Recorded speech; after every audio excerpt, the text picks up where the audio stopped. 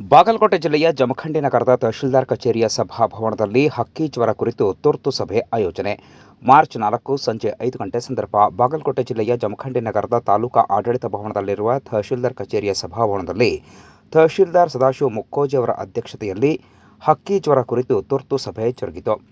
ಬಾಗಲಕೋಟೆ ಜಿಲ್ಲಾ ಪಂಚಾಯತ್, ಬಾಗಲಕೋಟೆ ಜಿಲ್ಲೆಯ ಜಮಖಂಡಿಯ ಪಶುಪಾಲನೆ ಮತ್ತು ಪಶುವೈದ್ಯಕೀಯ ಸೇವಾ ಇಲಾಖೆ, ಪಶು ಆಸ್ಪತ್ರೆ ಮತ್ತು ವಿವಿಧ ಇಲಾಖೆಗಳ ಸಹಯೋಗದಲ್ಲಿ ಸಭೆ ಜರುಗಿತು. ಸಭೆಯಲ್ಲಿ ತಹಶೀಲ್ದಾರ್ ಸದಾಶಿವ ಮುಕ್ಕೋಜಿ ಅವರು ಅಧ್ಯಕ್ಷತೆ ವಹಿಸಿ ಮಾತನಾಡಿದರು. ಕುಕ್ಕುಟ ಸಾಗಾಣಿಕೆದಾರರಿಗೆ ಅನೇಕ ಸಲಹೆ ಮತ್ತು ಸೂಚನೆಗಳನ್ನು ನೀಡಿದರು. ಕೋಳಿ ಮಾರುಕಟ್ಟೆ ಅಥವಾ ಕೋಳಿ ಅಂಗಡಿಯನ್ನು ಪ್ರತಿದಿನ ಶುಚಿಗೊಳಿಸುವುದು, ಕೋಳಿಗಳಲ್ಲಿ ಅಸಾಧಾರಣ ಸಾವು ಅಥವಾ ಹಕ್ಕಿ ಜ್ವರದ ಯಾವುದಾದರೂ ಲಕ್ಷಣಗಳು ಕಂಡುಬಂದಲ್ಲಿ ಹತ್ತಿರದ ಪಶುವೈದ್ಯ ಅಥವಾ ಇತರೆ ಸಂಸ್ಥೆಗಳಿಗೆ ವರದಿ ಮಾಡುವುದು, ಕೋಳಿಗಳ ಅನುಪಯುಕ್ತ ವಸ್ತುಗಳಾದ ಪುಕ್ಕ, ಹಿಕ್ಕೆ, ಒಳ ಅಂಗಾಂಗ ಇತ್ಯಾದಿಗಳನ್ನು ತಪ್ಪದೆ ಗುಂಡಿಯಲ್ಲಿ ಹೂಳುವುದು, ಕೋಳಿಗಳ ಪಂಜರಗಳನ್ನು ಪ್ರತಿನಿತ್ಯ ಶುಚಿಗೊಳಿಸುವುದು ಮತ್ತು ಅಂಗಡಿ ಅಥವಾ ಮಾರುಕಟ್ಟೆಗೆ ಭೇಟಿ ನೀಡುವವರ ಕಾಲುಗಳನ್ನು ಶುಚಿಗೊಳಿಸಿಕೊಳ್ಳಲು ನಂಜುನಾಶಕ ದ್ರಾವಣವನ್ನು ಸಿದ್ಧಪಡಿಸುವುದು ಸೇರಿದಂತೆ ವಿವಿಧ ಮುಂಜಾಗ್ರತಾ ಕ್ರಮಗಳನ್ನು ತೆಗೆದುಕೊಳ್ಳಲು ಅವರು ಖಡಕ್ಕಾಗಿ ಸೂಚನೆ ನೀಡಿದರು.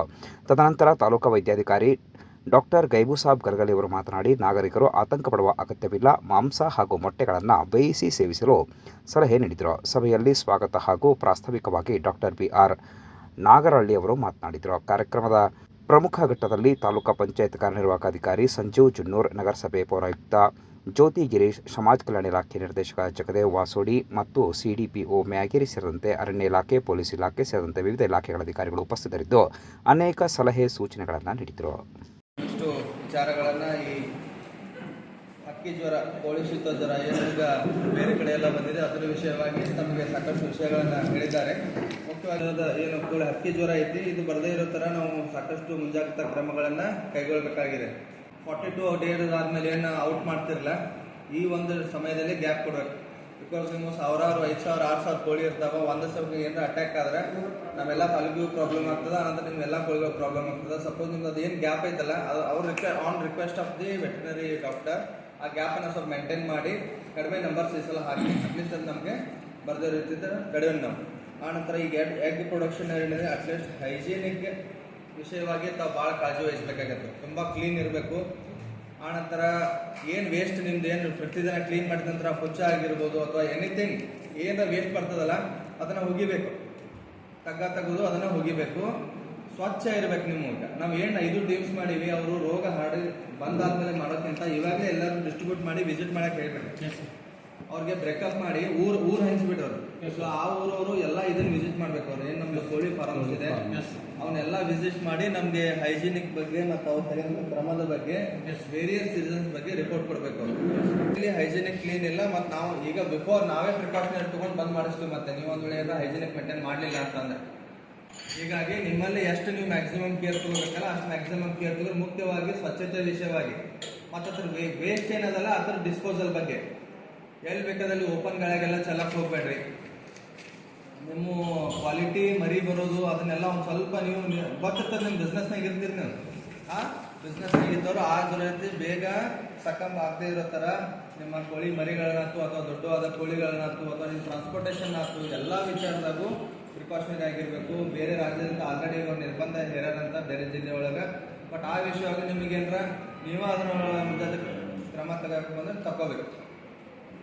ಇಲ್ಲ ಅಥವಾ ನೀವೇನು ಕ್ರಮ ತೆಗೆದಿಲ್ಲ ಅಂದ್ರೆ ನಾವಾಗೆ ಸೋಮಟ್ಟು ಕ್ರಮ ತಗೋಯ್ತು ನಿಮ್ದೆಲ್ಲ ಬಂದ್ ಮಾಡ್ಬಿಡ್ತೀವಿ. ಮತ್ತೆ ಚಿಟ್ಟಾಗಿ ಹೇಳಕತ್ತೀವಿ. ಯಾಕಂದ್ರೆ ಬರೋಕ್ಕಿಂತ ಮುಂಚೆನೇ ನಾವೆಲ್ಲ ಮಾಡ್ಕೊಂಡು ಆರಾಮಾಗ್ತದೆ. ಬಂದಾದ್ಮೇಲೆ ಕಂಟ್ರೋಲ್ ಸಿಗಲಿಲ್ಲ ಅಂದರೆ ಭಾಳ ಪ್ರಾಬ್ಲಮ್ ಆಗ್ತದೆ. ಸೊ ನಮ್ಮ ಟೀಮ್ಸ್ ಎಲ್ಲ ವಿಸಿಟ್ ಮಾಡ್ತಾವೆ. ನೀವು 2 ದಿನ ಎಲ್ಲ ಎಷ್ಟು ಹಾಕಿದ್ರೆ ಸ್ವಚ್ಛತೆ ಮಾಡ್ಕೋರಿ. ಈ ಕೋಳಿ ಜ್ವರ ಏನದು ಹಕ್ಕಿ ಜ್ವರ, ಕೋಳಿ ಶೀತ ಜ್ವರ ಬರದೇ ಇರೋ ಥರ ನಾವೆಲ್ಲ ಕ್ರಮ ಕೈಗೊಳ್ಬೇಕು. ಹಂಗೆ ನುಂಗ್ತಾ ಇದ್ರೆ ಅಷ್ಟೇ ಅದು ಇಫೆಕ್ಟ್ ಆಗುತ್ತೆ. ಇಲ್ಲಂದ್ರೆ ಯಾರಿಗೂ ಆಗಂಗಿಲ್ಲ. ಇದು ಬಹಳ ಇಂಪಾರ್ಟೆಂಟ್ ಸರ್. ಎಲ್ಲರೂ ಏನು ತಿಳ್ಕೊಂತಾರೆ, ಮೋಸ ನಾವು ಕುದಿಸಿ ತಿಂದ್ರು ಆಯ್ತು ಹೆಂಗ್ ಗೊತ್ತು. ಈಗ ನಾವು ಮೋರ್ ದನ್ 70 ಡಿಗ್ರಿ 100 ಡಿಗ್ರಿ ಮೇಲೆ ನಾವು ಬಾಯ್ಲ್ ಮಾಡ್ತೀವಿ. ಅಷ್ಟು ಬಾಯ್ಲ್ ಮಾಡಿದ್ರೆ ಅಥವಾ ಆಮ್ಲೆಟ್ ಮಾಡಿದ್ರೆ ಕುದಿಸಿದ ತಿಂದ್ರೆ ಏನೂ ಆಗಂಗಿಲ್ಲ. ವೈರಸ್ ಇದ್ರು ಏನೂ ಇಫೆಕ್ಟ್ ಆಗೋದಿಲ್ಲ. ಆಮೇಲೆ ಇದು ಹಸಿದ್ದು ಅದು ತಿನ್ನಬಾರ್ದು. ಆಮೇಲೆ ಇದು ಉಷ್ಣಾಂಶ ಎಷ್ಟು ಜಾಸ್ತಿ ಇರುತ್ತಲ್ಲ ಅಷ್ಟು ವೈರಸ್ ಇದು ಇದನ್ನಾಗುತ್ತೆ. ಉಷ್ಣ ಇದು ಅಧಿಕ ಉಷ್ಣದೊಳಗೆ ಇದನ್ನಾಗೋದಿಲ್ಲ ಸರ್ ವೈರಸ್ H5N1 ಅಂತ.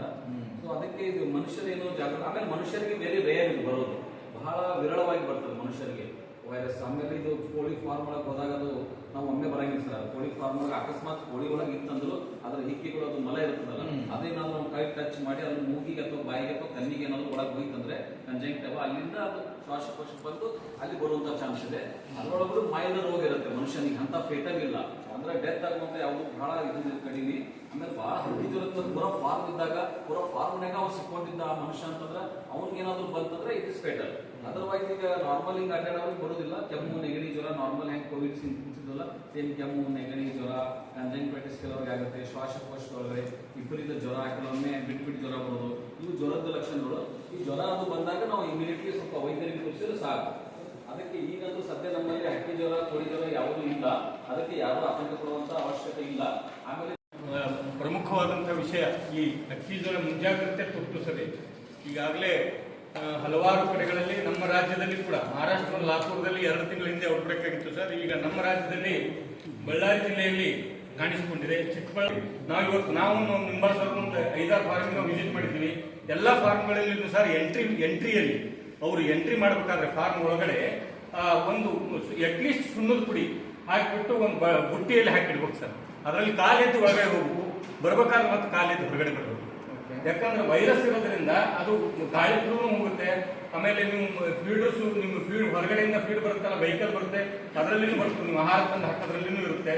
ಇದೇ ರೀತಿ ವೈರಸ್ ಇರೋದ್ರಿಂದ ಈ ನಮ್ಮಲ್ಲಿ ಅದು ಅತಿ ಸೂಕ್ಷ್ಮವಾದಂಥ ವೈರಸ್ ಇಮಿಡಿಯೇಟ್ ಆಗಿ ಸ್ಪ್ರೆಡ್ ಆಗಿಬಿಡುತ್ತೆ ಸರ್. ಅಷ್ಟೇ ಫ್ರೆಜೈಲ್ ಇದೆ.